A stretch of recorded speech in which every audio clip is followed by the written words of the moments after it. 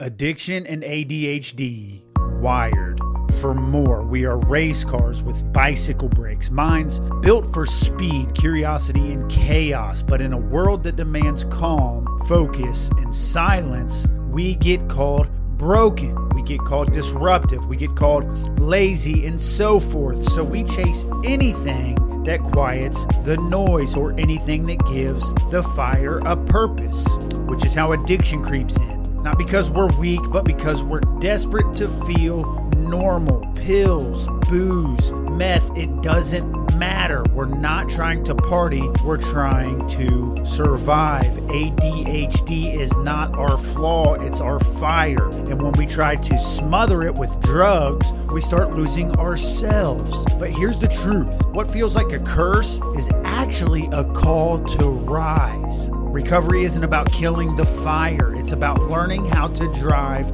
the damn thing. We don't need a fix. We need a fight plan. And this is that fight. This episode of the Recovery Couch is brought to you by JB Davis at Performance Chrysler Jeep Dodge Ram. For integrity service and unbeatable deals, ask for JB in Centerville and tell them the Recovery Couch sent you. Hey, what's up, guys? Welcome back to the Recovery Couch. You're listening to Wired for More, a 12-part series exploring the real connection between ADHD and addiction. I'm your host, Brandon Couch, and my full story is coming soon in Step 4, A Journey Through Addiction. This releases this fall, and if you want to support the mission, head to Kickstarter.com and search Help Publish Step 4. Today, we're talking about the brain. Specifically, dopamine. If you've ever had ADHD or you love someone who does, you've probably heard the word before. But most people don't really understand what it means. So here's the short version. Dopamine is the brain's reward chemical. It's what makes us feel motivated, excited, and satisfied. It helps us experience pleasure and regulate our focus.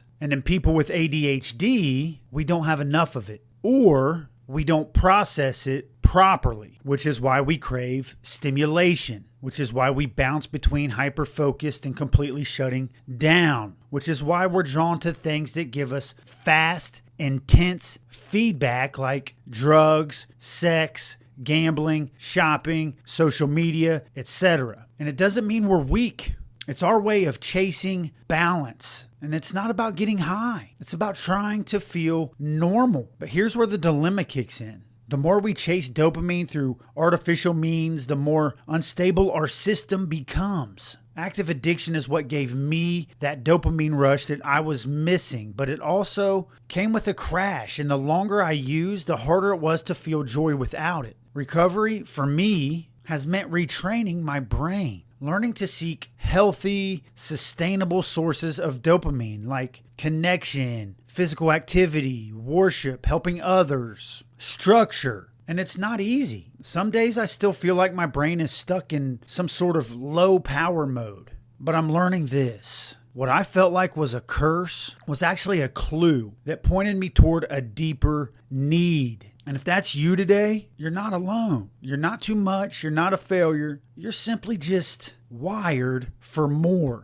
This episode of the Recovery Couch is powered by True Story Media, a faith-based company helping people like you share testimonies through podcasting, publishing, and public speaking. If you've got a story, True Story Media will help you tell it. Learn more at recoverycouch.com. You see, the sad truth is that addiction and ADHD often go hand in hand because there's an increased risk of self-medicating. There's impulsivity and poor decision-making because of ADHD's core trait, impulsivity. Because of life stressors and disruptions to the dopamine system, because of temporary symptom relief. Certain substances can temporarily alleviate the symptoms and inattention, hyperactivity, or impulsivity, contributing to the link between ADHD and addiction. And that saddens me because ADHD can also be a superpower. If you'd like to go deeper into a lot of this subject matter with me, just join the Recovery Couch Inner Circle on Patreon. You'll get bonus content, early access to episodes, and exclusive Q&As. It's a space for real connection and deeper recovery. And stay tuned. We've got some incredible guests coming up. Michael Thompson, author of Heart of a Warrior, great book I've studied for many years and a great friend. I'm looking forward to that conversation. We're also welcoming Ryan Canaday, founder and pastor of Free Recovery Community in Denver, Colorado. Stay tuned for that. It's going to be fantastic. And don't forget, if you want to help bring my story to the world, go to Kickstarter.com and search Help Publish Step 4. Your support matters more than you would ever know. I want to thank you for joining me today on the Recovery Couch. This journey through ADHD and addiction is not easy, but it's worth it. And you're not doing it alone. You're just like me, and you were wired for more. This episode of the Recovery Couch is brought to you by Greg Swartz at Remax Victory and Affiliates. Whether you're buying or selling your home, Greg brings heart, hustle, and honesty to every deal. Call Greg at 937-477-8975 today. ADHD and addiction, wired